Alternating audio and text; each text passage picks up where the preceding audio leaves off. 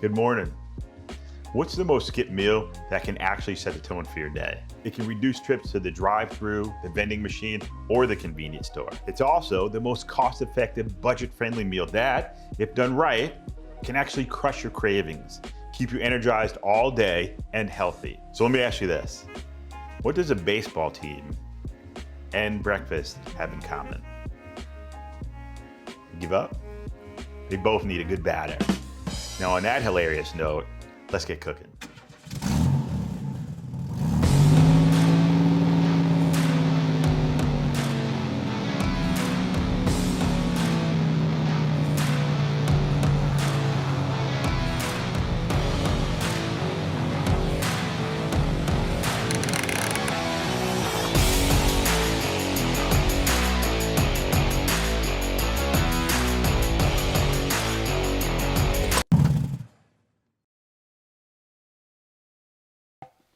Hey, Chef Rich here. Today's all about breakfast, and we're gonna kick it off with some pancakes. And not just some ordinary pancakes out the box. We're gonna do a special pancake. What it's gonna be is an oatmeal banana pancake. So let's get started.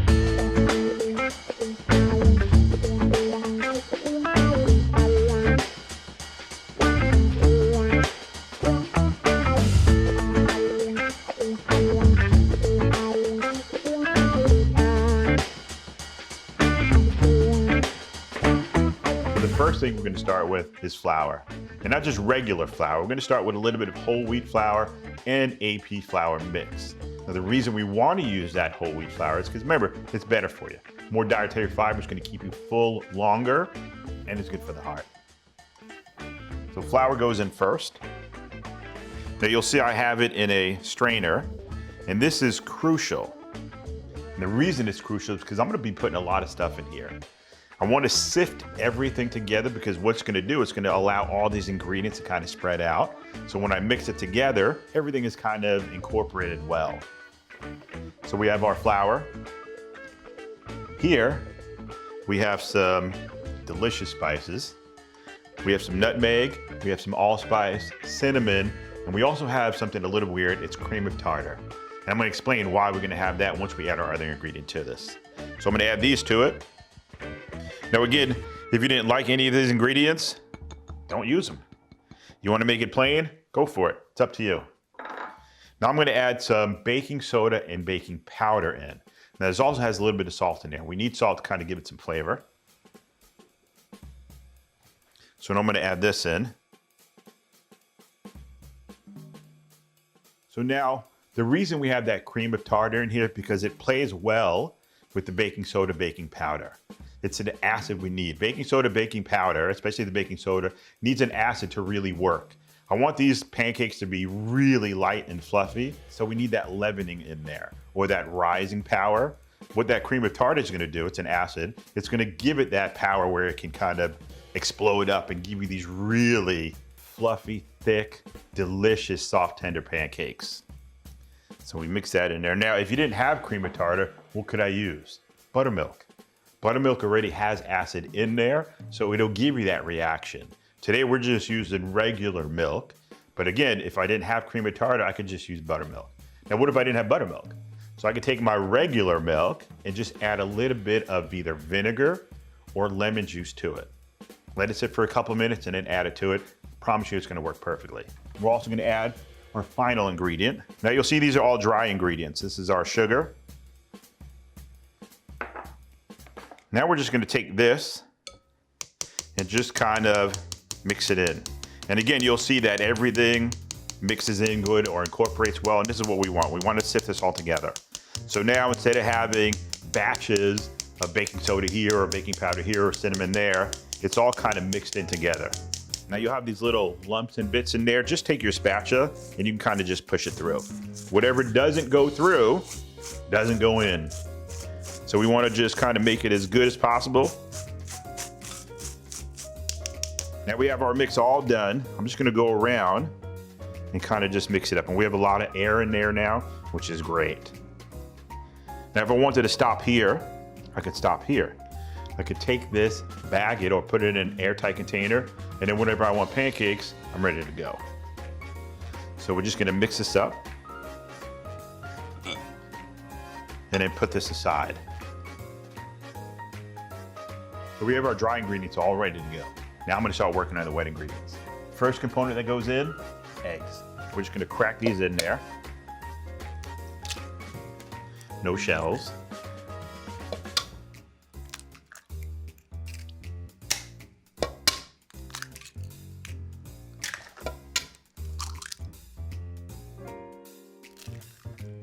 So we got eggs inside. Now we're just gonna whip these up.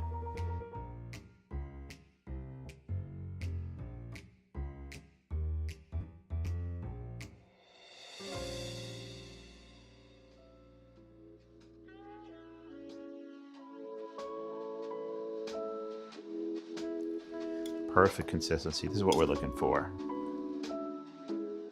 So now we're gonna add the milk. Now I played a little trick on you here. I only have half milk, the rest is water. I want to cut down on some of the fat, but I still want to have some good flavor in there. So I only use half of the recipe is milk, and the other half I use just regular water. Now, if you want to use all milk, you can definitely use all milk. You want to use all buttermilk, use all buttermilk. That's up to you. I just want to make it as healthy as we possibly can for you. So we'll add our milk to it.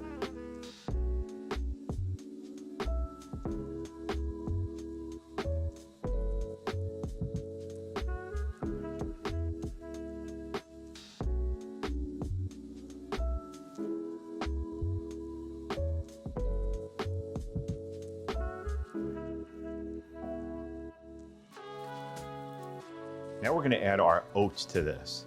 Now the reason we didn't add oats into our dry ingredients, because they're too big. All right, and what I want them to do is kind of reconstitute themselves, kind of rehydrate inside the liquid, not inside when I'm trying to make the pancake in the dry ingredients. Because what'll happen then is when you go to eat it, it'll kind of be chewy and hard and it won't be a pleasant pancake. So we want to just add it now.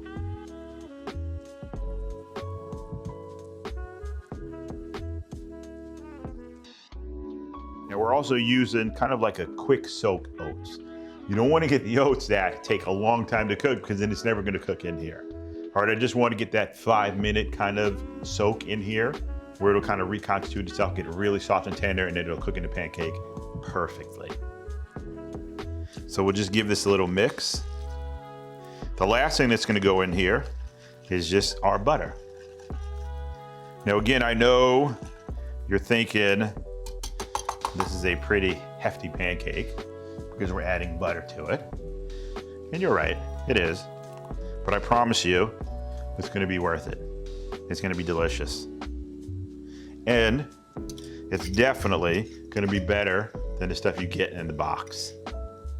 We don't need all those chemicals. I just wanna make sure I get all that butter in there.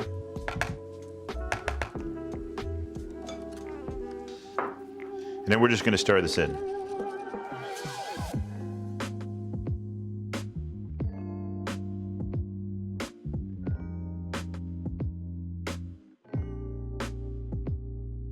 Now we're gonna add our wet to our dry. Never the other way around. I would never start adding dry into my wet ingredients. All right, all it's gonna do is clump up and it's not gonna work. I wanna make sure I always add to my dry ingredients. Let's marry these two together. Now to make your life easier, if you want to just put a little well in here, you can. It makes it a lot easier to kind of incorporate. Now there's a whisk method and there's a spatula method or a spoon method. I like using the spatula method. One of the things that will kill all this work that we just did is to really over whisk this. All right, if my batter looks very, very smooth, that's not good for a good pancake. We want it to look kind of lumpy, and I'm gonna show you what I'm talking about. So we'll just add this all in one shot. Make sure you get all of it in there. And now we're just gonna kind of fold it in. All right, so gently just fold in. It's gonna take a little bit longer than if you were just to kind of whisk this in, but I promise you, it's gonna be worth it.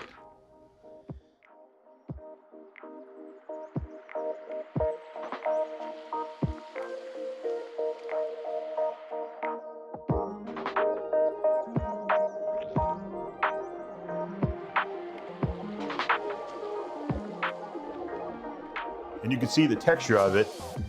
It's pretty lumpy still, which is great. If you did it like this, I promise you, you did an amazing job.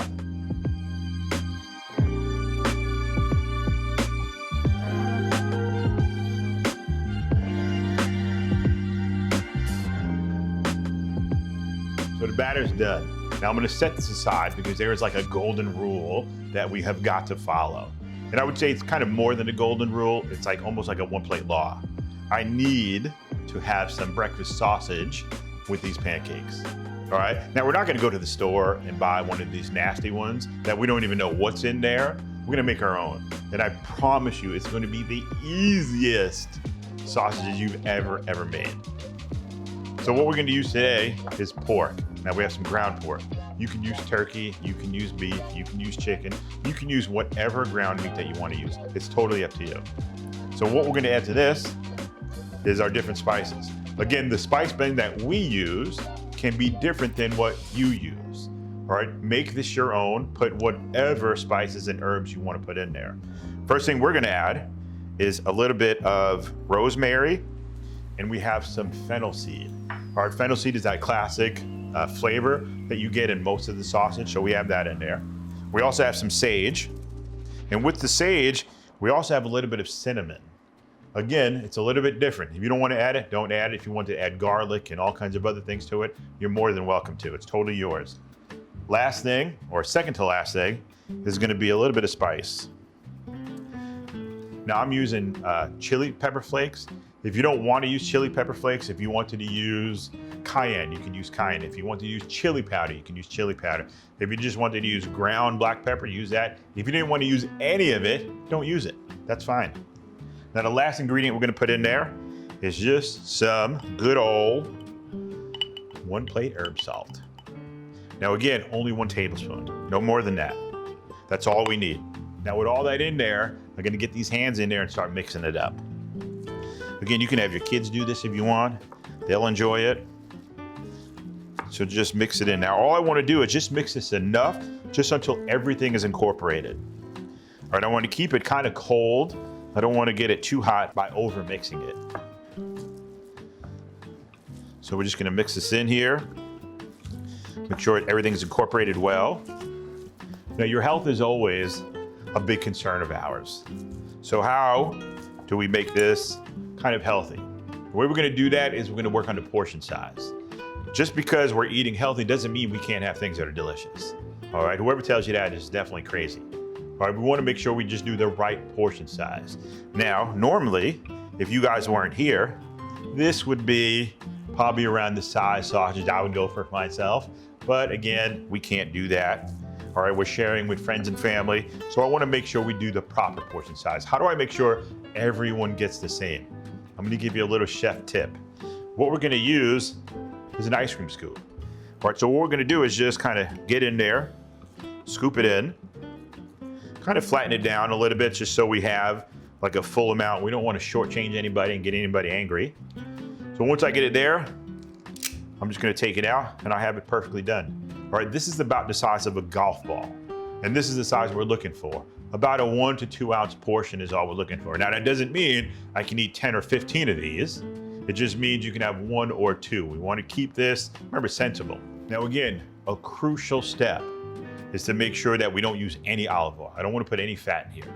All right, so the key to make sure that we don't use that is to have a really, really hot pan. Once we put it in there, I'm gonna push it down a little bit and I'm just gonna leave it. When it's ready, it'll lift up and I can flip it over to the other side. And I promise you, it's going to be a perfectly seared patty. Let me show you how it's done.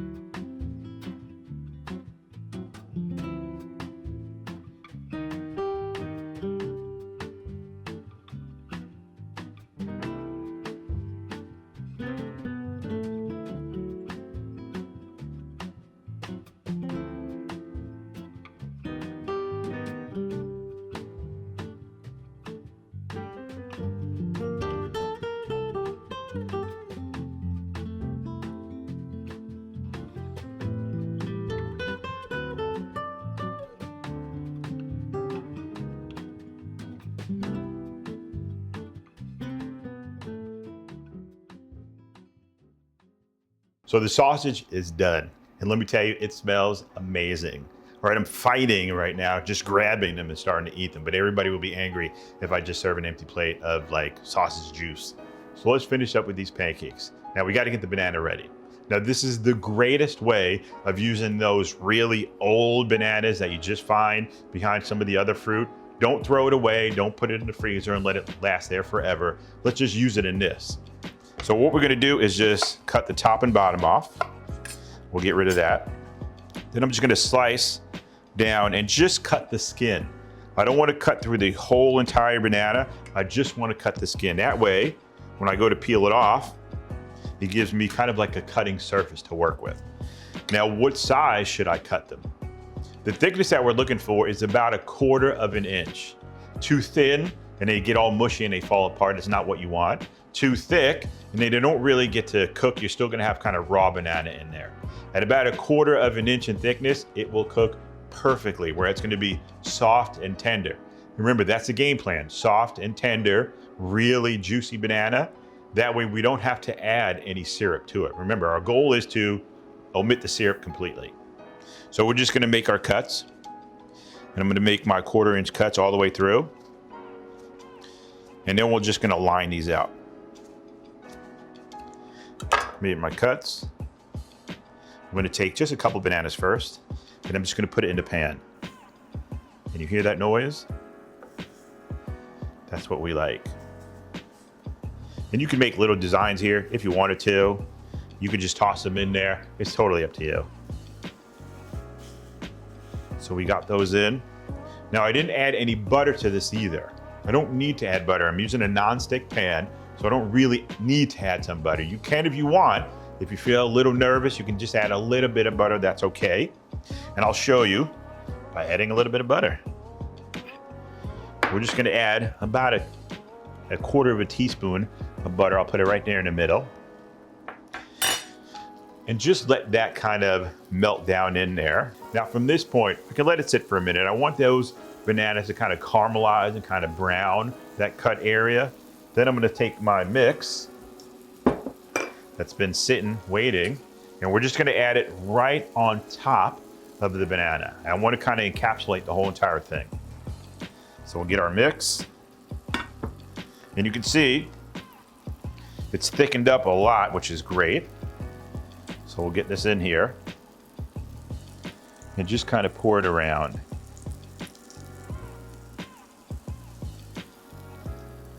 A little bit more. Now, you can use a ladle for this. It works a lot quicker.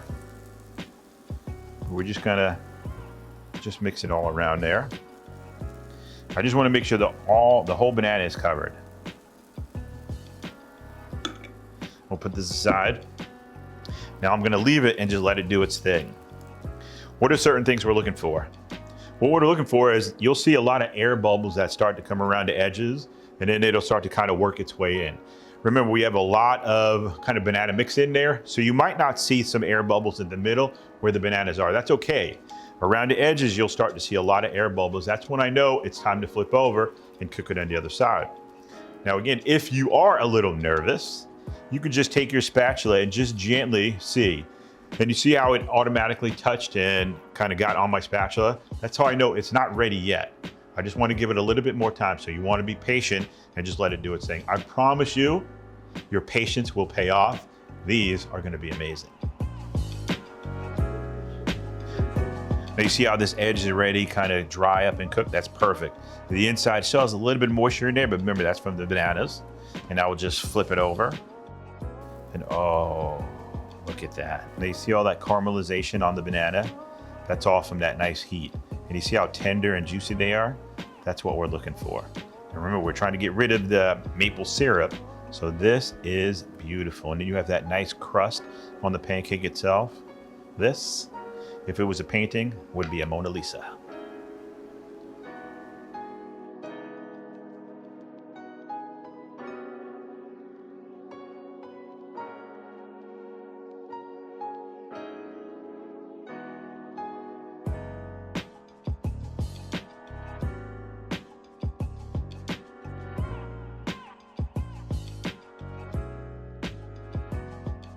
Now you see all these air bubbles around here? That's a really, really good sign. And it's telling me, and it should tell you, time to flip over. So just gently take your spatula and then flip. And then hold the tears back because it looks beautiful.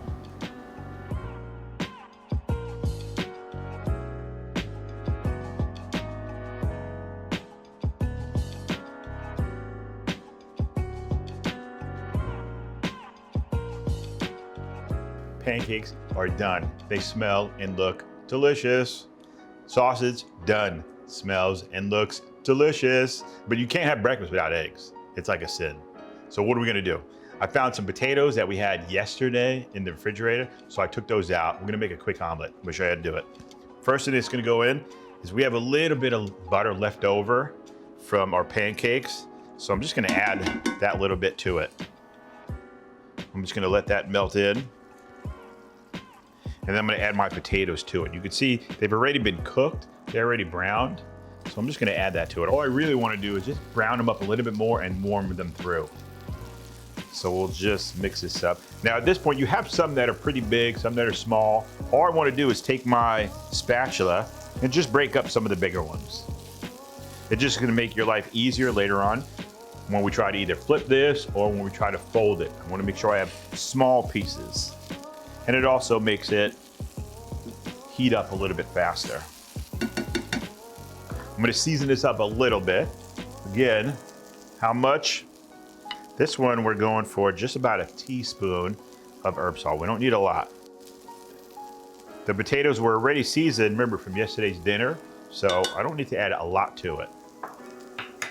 I'm just gonna mix this up, and you can see, no fat. We had that little bit of butter that we used in the beginning, but that's it. We don't need any more. The key to this is a hot pan. Hot pan will prevent me from having to put so much fat in here. I promise you the eggs won't stick.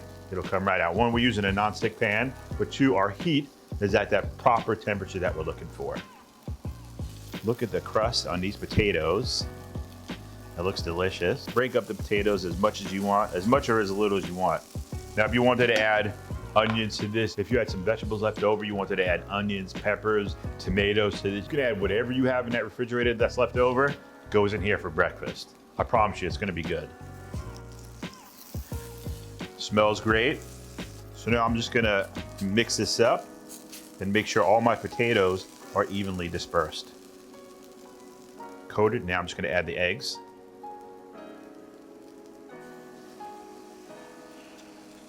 And just pour it around. What I'm doing here is I just want to make sure everything is coated. All the potatoes are coated with some eggs. To make these fluffy, if I've just left it like this and just let it cook like this, it will cook, I promise you. But it's going to be like kind of like a flat omelet. I don't want it to be flat. I want it to have some chunks of egg in there too. So the way we do that is I just take it, pick it up a little bit, and kind of just let it fill in. I'm just gonna take it from the side, fill it up, pick it up a little bit. That raw egg on top will fill into the areas that we're starting to lift up. And we just go around and do that to the whole thing. Nice and easy, take your time. The more you do it, like the thicker the egg is gonna be, the more creamier it's gonna be. We wanna, again, at this point, you can still separate or move your potatoes around just so they don't bunch up in the middle.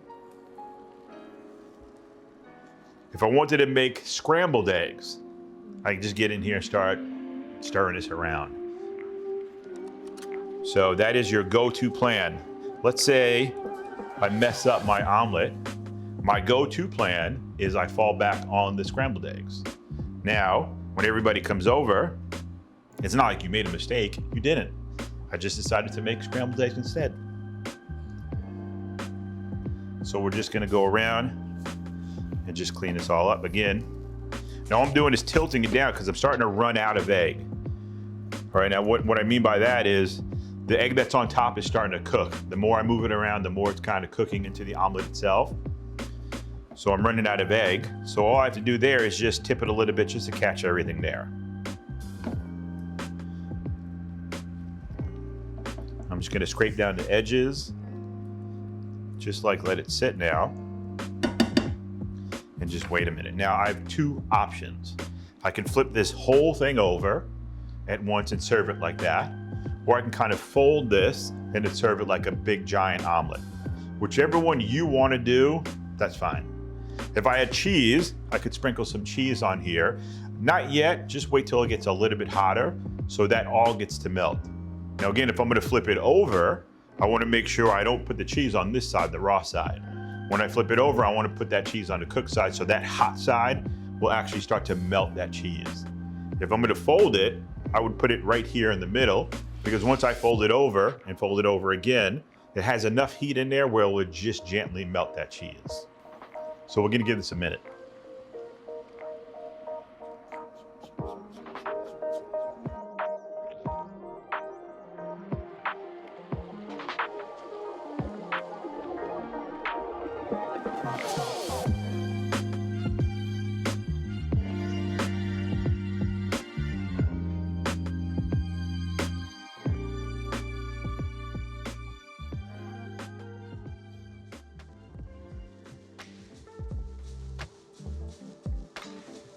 So there you go, some delicious banana oatmeal pancakes, some fresh homemade pork sausage, and for making good use of those leftovers, a potato and egg omelet.